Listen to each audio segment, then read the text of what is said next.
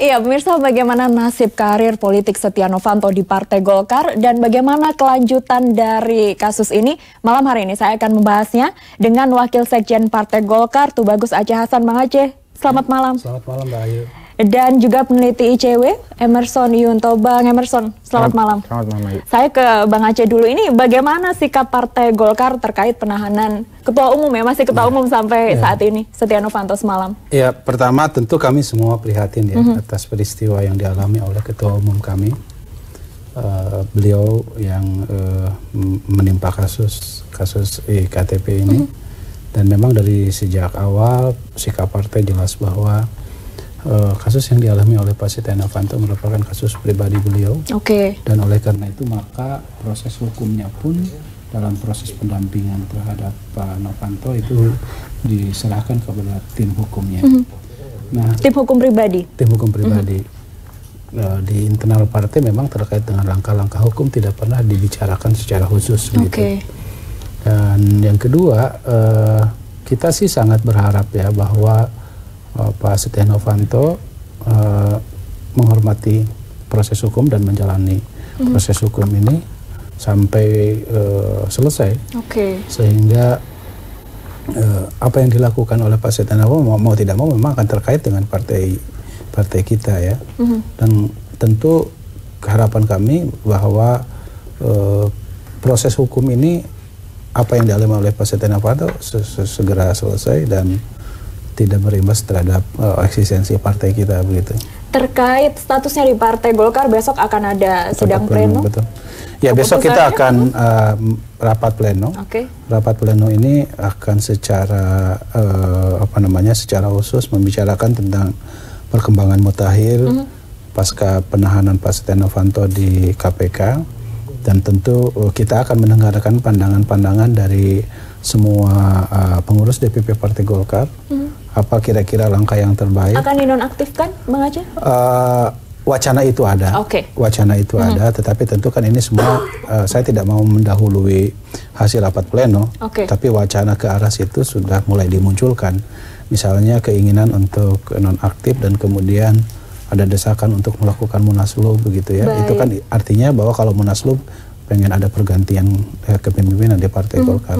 Tapi itu semua saya tidak mau mendahului apa yang menjadi hasil rapat pleno. Yang jelas bahwa baru akan dilangsungkan besok ya. Tapi pandangan-pandangan dari para senior, pandangan dari pengurus DPD tingkat 1, pandangan-pandangan dari teman-teman pengurus DPP Partai Golkar tentu semua akan dibahas secara terbuka di dalam rapat pleno tersebut. Begitu. Bang Emerson, ini informasi dari KPK, Setia Novanto sudah kooperatif, mau diperiksa, menandatangani surat penahanan. Apa yang Anda lihat dari sini? Ya, ini mungkin kayak apa ya, entah hopeless, pasrah gitu ya. Jadi Pak Setia Novanto udah nggak punya cara lain untuk barangkali menghindar dari proses ini. Apalagi sejumlah elit politik sudah menyatakan tolong kooperatif, ikuti saja proses hukum yang ada, kemudian ikuti aturan undang-undang dan sebagainya. Nah, dari sisi inilah sebenarnya ya proses-proses ini mau nggak mau harus dijalani oleh Setia Novanto. Dan kemudian yang kedua mungkin agak lebih ini ya, kita melihat ada dua hal yang harus dipikirkan ke depan. Pertama soal kredibilitas Partai Golkar sendiri, kemudian kredibilitas di internal kredibilitas institusi DPR. Karena kondisi yang menyangkut Pak Setia Novanto ini kan sedikit banyak mempengaruhi elektabilitas Partai Golkar atau citra Golkar di mata publik plus juga citra DPR di mata publik. Nah, dengan tanda kutip kenegarawanannya Pak Setia Novanto, kalaupun masih disebut negarawan ya, kemudian juga sikap arif atau bijak dari Pak Setia Novanto, alangkah baiknya itu mengundurkan diri dari internal Partai Golkar dan juga dari parlemen sebagai ketua DPR, agar dia juga bisa fokus di proses hukum yang sedang berjalan. Karena kalau pikirannya bercabang, kita agak khawatir jangan-jangan ya tadi tuh, jadi mau ngurus dua hal tapi ya pasti salah satu akan ada yang dikorbankan. Nah, ini nggak terlalu bagus juga buat tiga hal, parlemen, Partai Golkar dan Setia Novanto sendiri. Ini kan ditahan di rutan KPK masih 20 hari ke depan. Kalau Anda tadi mengatakan pasrah atau hopeless, sepertinya masih ada upaya-upaya hukum yang dilakukan seperti pra-peradilan, menambah kekuatan tim pengacara. Nah ini kan juga dilihat misalnya Pak Setia Novanto sudah mulai ancang-ancang nih ngajukan pra-peradilan, berharap juga kondisi yang pertama terulang lagi gitu, kesuksesan yang pertama pra-peradilan terulang lagi. Tapi saya menduganya kok kelihatannya agak kecil kemungkinannya kecil karena ya tadi bukan aroma sih, maksudnya auranya sih bahwa kayaknya untuk yang kedua pengadilan kayaknya nggak mau beresiko untuk mengambil tindakan gitu ya. Kemungkinan untuk mendapat kesempatan kedua bebas kecil. Kita nanti akan lanjutkan perbincangan usai jeda pemirsa. Tetaplah bersama kami di Ada Berita Petang, segera kembali. Ya pemirsa, sebagai salah satu inisiator proyek KTP elektronik, sebagian orang menganggap bahwa Setia Novanto adalah orang yang berpengaruh terhadap proyek ini, termasuk KPK. Sebagian publik ini menilai dengan tertangkapnya Setia Novanto tentu ada tekanan-tekanan untuk barang bukti, saksi dan sebagainya, takut berpengaruh. Apa Anda juga melihat ini? Ya kalau bicara soal bukti, KPK klaim bahwa dia punya banyak bukti, memeriksa sekian banyak saksi. Dan kalau bicara soal kasus korupsinya, misalnya kalau dari dakwaan jaksa di kasus Irman dan Sugiharto, pejabat di Kementerian Depdagri waktu itu kan menyebutkan bahwa ada sejumlah inisiasi pertemuan-pertemuan antara pihak kementerian, swasta dengan misalnya Pak Setia Novanto. Nah, bisa saja KPK melihat bahwa Pak Setia Novanto ini jadi semacam aktor kunci gitu ya dalam kasus iktp, walaupun memang harus dibuktikan nanti di pengadilan benar tidaknya asumsi tersebut. Nah, dari pembacaan ICE sendiri misalnya kalau bicara soal proyek iktp ini kan gak hanya Pak Setia Novanto ya. Ada sekian banyak nama-nama yang disebut gitu ya.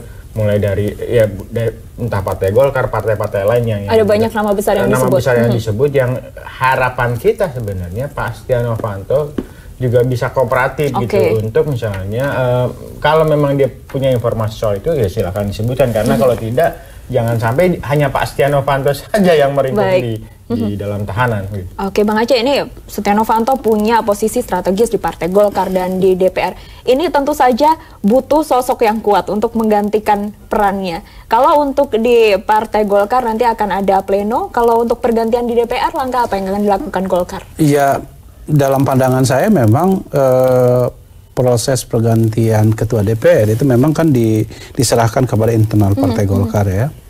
Dan menurut aturan di kita bahwa penunjukan pimpinan lembaga legislatif di internal partai itu harus melalui rapat juga. Kami berharap sebetulnya ya bahwa pergantian ketua DPR itu diselesaikan setelah kepengurusan ini definitif. Artinya tidak buru-buru dilakukan ya, setelah nanti katakanlah jika terjadi pergantian ketua umum, setelah ketua umum baru. Kenapa? Karena itu bagian dari menjaga stabilitas kepemimpinan. Karena kan bagaimanapun ketua DPR juga bagian dari kepanjangan tangan dari partai. Nah, tentu saya berharap bahwa pergantian ketua DPR itu dengan mempertimbangkan banyak hal. Misalnya bahwa calon yang dicalonkan oleh Partai Golkar itu sama sekali tidak memiliki keterlibatan proses hukum gitu ya. Bahkan potensinya sekalipun juga harus dihindari. Lebih ketat berarti seleksinya nanti. Karena bagaimanapun ini kan lembaga yang terhormat. Ya kan, kalau lembaga yang terhormat ya tentu ketuanya harus terhormat kan begitu. Ini ketuanya harus terhormat. Bang Emerson, Anda melihat setelah Setia Novanto masuk dengan image-nya yang selama ini adalah politisi yang tidak tersentuh begitu ya, kita semua tahu itu, lalu akhirnya KPK bisa menahan Setia Novanto. Apakah ini juga adalah langkah awal angin segar begitu bagi KPK, nantinya nama-nama besar yang mungkin saja terlibat akan bisa diproses juga? Nah, itu yang juga sempat menimbulkan keraguan bagi publik ya. KPK berani nggak sih nyentuh atau memproses Setia Novanto, walaupun sebenarnya harus dilihat ya, kalau penegakan hukum kan pakai pendekatan kacamata kuda. Nah, tapi paling tidak dengan penetapan tersangka Setia Novanto sampai 2 kali ini, artinya ada keseriusan dari KPK untuk memproses. Sepanjang bukti-bukti sudah cukup kuat, KPK nggak bisa surut ke belakang. Apalagi di Undang-Undang KPK jelas menyebutkan bahwa KPK tidak bisa menghentikan kasus kalau sudah menetapkan sebagai tersangka.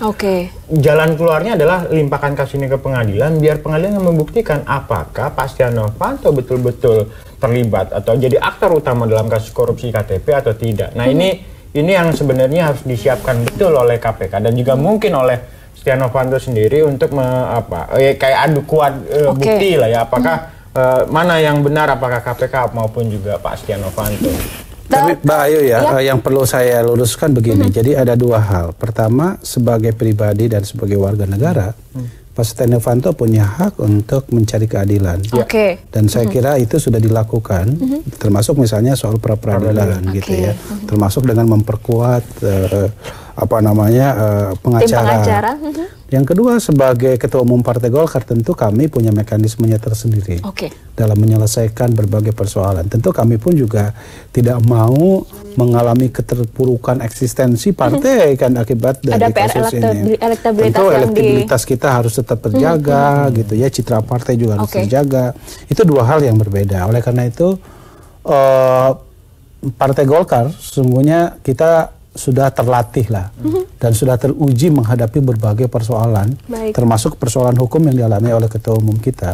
Jadi oleh karena itu buat Partai Golkar ya kita slow aja.